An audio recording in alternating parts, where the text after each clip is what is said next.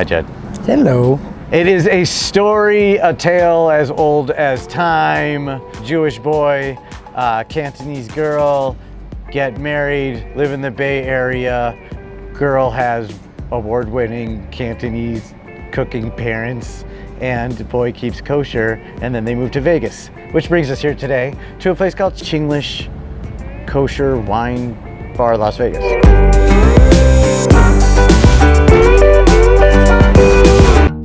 Hey, please come on in. Welcome to Kosher Chinglish. I'm Kitty Heck. I am one of the owners at Kosher Chinglish and Chinglish Cantonese Wine Bar in Las Vegas. And this is my father, Chef Po Fai Lam. He is a master wok chef for 49 years. And over the years, he's worked in Japan, Canada, Philippines, and then in Beijing, as well as the Bay Area. We're from Hong Kong and we're Cantonese. I'm married to a Jewish man who keeps kosher. We actually keep a kosher home. Dad's trying to do his best to do our cuisine the authentic way, but with kosher ingredients and bring it to a new audience. We're authentically Cantonese cuisine that happen to be kosher, serving an American audience. We can do about 70% of our cuisine using kosher ingredients with the appropriate texture without tailoring or changing the flavor. And then in the other 30% of the time, he has to get a little creative on how to capture the essence of our cuisine. Here we have an egg drop soup, and here I have something that looks like an egg drop soup, but it's not. This is called the Westlake something something because apparently there's an area called Westlake in China. That's right. Is there a Lakewood in China? There's entirely different flavor profiles.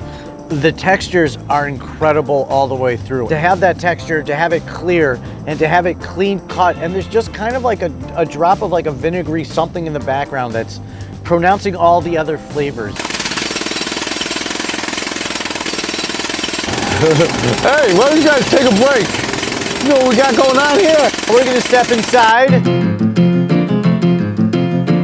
You know, they get Judd's in China to eat vegetables. How? They deep fry them, buddy. We've been told that they're akin to a French fry, that crispity Cody, but it is a fried green bean.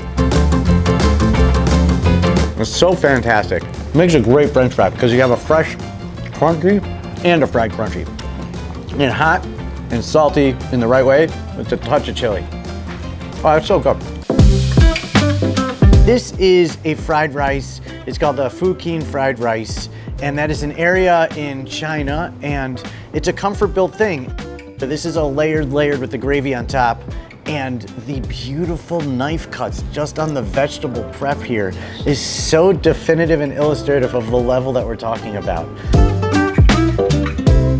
This is that comfort jambalaya, that comfort rice, and the Fukin fried rice represents that with all the ingredients, and then that gravy on top is the just defining form factor as you eat through those parts. In the past 10, 15, 20 years, if you wanted to talk about Bay Area Cantonese cooking, this was one of those defining dishes, and this is called mapo tofu. It is not a hard fried curd. This is a soft curd, and it's cooked fast and super hot. This is called mapo tofu. We say this every morning in davening. Really? Yeah. Mapo tofu o halecha. This is next level spicy, but it's next level spicy through the lens of the Sichuan peppercorn that is moving the spicy and making the spicy a full-on heady experience. Whoa. Our woks in the kitchen, they're custom handmade to that specification. The intensity of the heat is really the secret to Cantonese cuisine because we cook with the hottest heat of any cuisine. This is really special. This is a standard comfort food dish in my culture. And if you look at the carrot, they're hand carved into butterflies. Hong Kong crispy noodle. The textural contrast here is so important because it's illustrating the technique on how they're cooking it. It's fast, it's hot, but it's dual. The textures on the meats alone are so fine and so wonderful in what they're supposed to be. It's not a chewy, it's a soft, it's not a crunchy, it's whatever it's supposed to be. And it's ultimately just beautiful in flavor because of the texture and because of the aromas.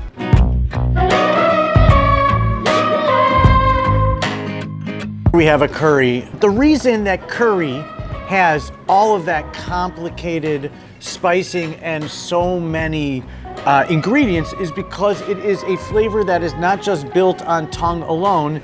It is a flavor that is built on the palate of the aroma.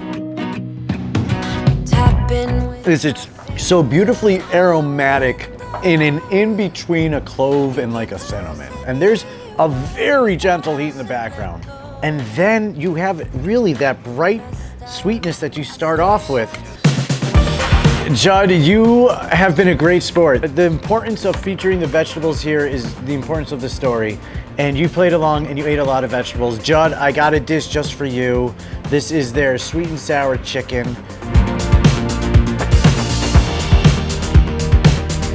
The fascinating feature of the sweet and sour chicken is the way the sweetness is built, and that sweetness is built not with sugary and not with anything else, but with a very intrinsic balance of fresh fruit in there.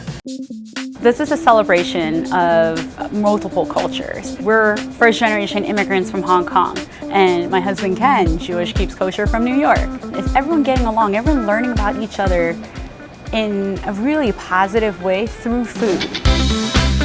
Cantonese cooking is something different. It is an elevated form of what we would even kind of try to consider as Chinese cooking. It's not, but that's why we're here. We learned a lot of things, and we got to experience a dinner from one of the most overqualified people on the planet to tell us the story. This has been Kosher Chinglish in Las Vegas, learning about fine dining Cantonese, many different plates at a time.